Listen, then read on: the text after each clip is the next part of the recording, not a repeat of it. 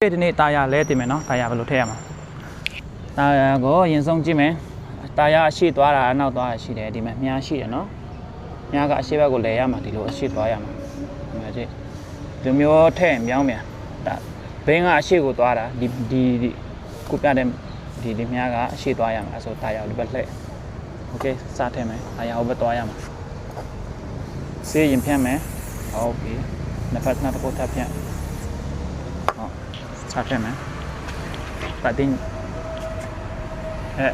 ဒါနဲ့ပြီ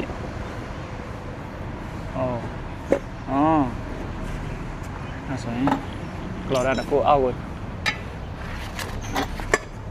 ဘာလို့ခုရှိနော်ဒီကောက်တဲ့ဘက်ကိုကော်ရမှာနော်ဒီဘက်ကတိတ်သုံးလို့စံပြေဘူးအဲ့ဒါနည်းလိုက်သွားဟုတ်ပြီ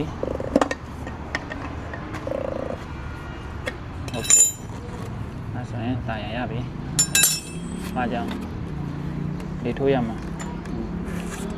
တကယ်လို့လေထိုးလို့မဝင်တော့လေနဲ့မောက်လိုက်တစ်ချက်ဟုတ်ပြီရပြီအဲ့လောက်ဆိုဒီပြင်ဒီကောင်ထည့်မယ်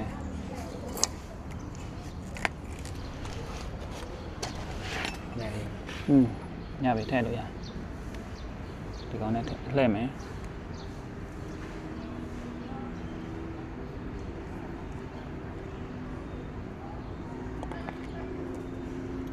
အဲ့ဒါဝင်ရပြီအကောင်ဖြုတ်လိုက်ဒါထည့်မယ်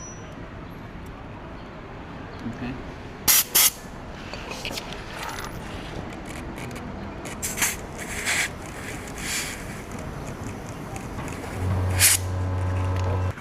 โอเคဒါမျိုးထည့်ပြီးရင်ဒီမှာမြားလည်းအရှိသွားရမှာဆိုတော့ဒါလည်းမှန်ပြီလေထိုးပြီးရင်ဒီမှာအဝိုင်းလေးရှိတယ်နော်ဒီမှာကြည့်ဒီမြင်းလေးရှိတယ်အမြင်းအလုံးအကုန်လုံးအပြင်ထွက်ရမယ်အဲ့လိုမျိုးဒီမြင်းကအထဲမြုပ်နေဆိုရင်မရအောင်နော်အဲ့လိုမျိုးဆိုရင်တာယာကစီရတာအဆင်ပြေဘူးခေါင်းရမ်းတာဖြစ်နိုင်တယ်အဲကြောင့်မလို့ဒီဘက်စစ်ကြည့်ပါနှစ်ဘက်စလုံးဒီပဲအဲ့ဆိုဒီဘက်ကောလက်ကြည့်โอเคအကုန်လုံးအပြင်ထွက်ရမှာနော်ဒီဟာဒီဘက်ကြည့်အထဲမှာမြုပ်နေတယ်ဆိုရင်မရအောင်နော်အထဲမှာမြုပ်ရင်တာယာကိုပြန်ဖြိုးရတော့ပြန်ထည့်โอเคအဲ့ဆိုထည့်လို့ရတယ်တာယာလဲလောလောလေးနော်အစနဲ့အဆုံးပဲပညာသင်နေဆိုတာဒီလိုမျိုးမှအခုမှစတင်တဲ့ညီလေးတွေအတွက်ကျွန်တော်သင်ပေးခြင်းဖြစ်ပါတယ်နောက်ဗီဒီယိုမှာပြန်တွေ့ကြမယ်ဘိုင်ဘိုင်